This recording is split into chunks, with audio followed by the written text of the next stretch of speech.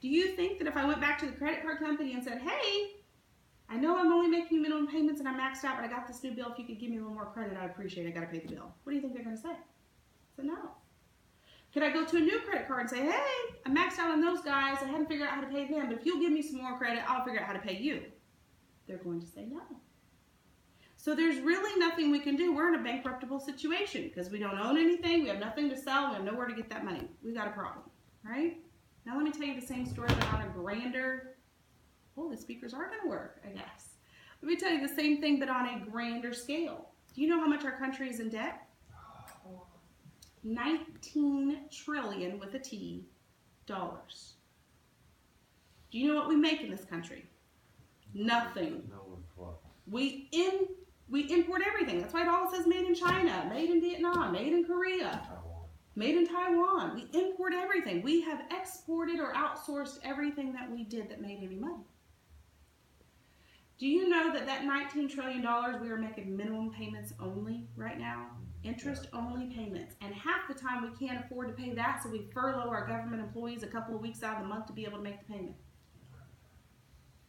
If there is anything that were to pop up on our financial horizon, we'd probably be in trouble as a country. Because think about this. Have you heard that our social systems are in trouble, specifically Medicare and Social Security? Yeah, they keep trying to get rid of them. Because the amount of people going on the system is doing this, the amount of people paying into the system is doing this, so there's a gap here. In fact, when we cross this line right here, we can no longer cover that gap, which is estimated to be the year 2033. Yeah, I already know a lot of young people do it. So, we've got a bill coming up on our horizon. That's in our lifetime, folks. 2033, that's a few years down the road. Now, can we go back to China and say, hey, listen, we got this new bill. I know we're maxed out to you guys, 19 trillion bucks. If you could just give us a little more credit to pay this bill, we'd appreciate it. What do you think they're going to say? We're barely making the minimum payment now. Could we go to a new country and say, hey, listen, we got to figure out how to pay these guys, but if you'll give us some money, we'll figure out how to pay you. They're going to say, no, you're about credit risk. We don't make anything, so we have nothing to sell. When that bill comes up, there's really only one place they can get the money to cover it. That would be out of we, the people's pockets. How does your government get money out of your pocket? Taxes. Through taxes. So if I asked you, do you think taxes are going to go down, go up, or stay the same in your lifetime? What do you think the answer is? Ooh, so deferred is a bad thing. So if you're running away from 25% taxes right now, hoping that it will be lower down the road, we just decided the taxes are going up. Yeah. Do you think there's still going to be 15% down the road? Do you think that they will even be 25% down the road? The estimate to cover this problem alone is upwards of 50%. So I have people all the time asking me, Julia, why don't they tell us that? I don't know. They need the money in the accounts to tax it to pay the bill. Of course they're not going to tell you. It's not in their best interest to. The next thing I hear is, well, they can't raise taxes that much. That'd be crazy. But I have to remind them. After the Great Depression, our highest tax bracket in the history of this country, over 90%. For every dollar you made, you got to keep a dime. They are not afraid to raise taxes. So just rethink that tax me later one for just a second, unless you're already through that. Then our next category is the tax me never, which the crazy thing is most people don't even know these exist or how they work. So here's a mind-boggling statistic for you. On the tax me now accounts, the money at the bank, 80% of the population, in for now, put their money at the bank still, their extra money, knowing full well that there is no opportunity for return. So why would they put their money there? There's really only one reason, because they feel like it's what? Safe. And it is. It's FDIC insured. You know what the FDIC stands for? Federal Deposit Insurance Corporation.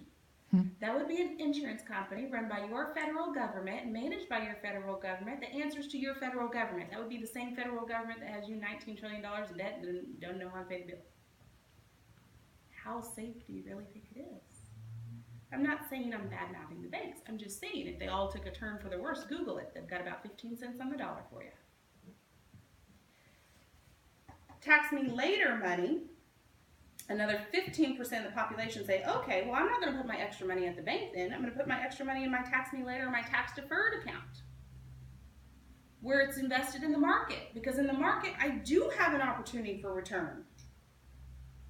The wrong way around. But if I'm in the market, what else do I have the opportunity for? Losing. For loss. You can win too, but you most times lose. Sure. And then you have the tax me never category, which only 5% of the population puts their money there, where they do have the opportunity for gain without the risk of loss, where it gets to grow tax deferred and get to take it out tax free, which sounds like the perfect plan. But if that's the case, why is only 5% of the population participating in those plans? Who do you suppose the 5% are? The whales. You got it. The ones who know about it or know that it exists. That's the problem when the financial education does not trickle down to the masses. That's how our wealthy always get wealthier, because they've got somebody looking out for them. That's our crusade. Our mission is to teach people about this. You see? Go ahead. So there's 3 ways that your money can grow. It can grow fixed, like at the bank, which is slow and steady, probably a little more flat than that at the moment. It can grow variable, like in the market, which you just talked about, up and down and up and down. Or it can grow indexed. Is anybody familiar with indexing? Okay, let me just teach really quickly about that. Indexing is very simple. You know what the market does, right? Up and down, up and down. We've seen this our whole lifetimes. Up, down, up, down, up, down, up, down, up, down. Right? Here's what indexing does. When the market is up, it locks in at the high water mark. And when the market goes back down, it stays right there. When the market comes back up, it locks in at the new high water mark. And when the market goes back down, it stays right there. And so on and so forth. So you never lose. You participate in the growth of the market without the risk of loss, which sounds, again, like the perfect plan. If that's the case, what's the catch? There's got to be a catch. Sounds too good to be true. You get to participate in gains without the risk of loss. It's like walking on a high wire with a safety net. Can't hurt yourself. There is a catch. There's always a catch. We'll talk about that in just a second.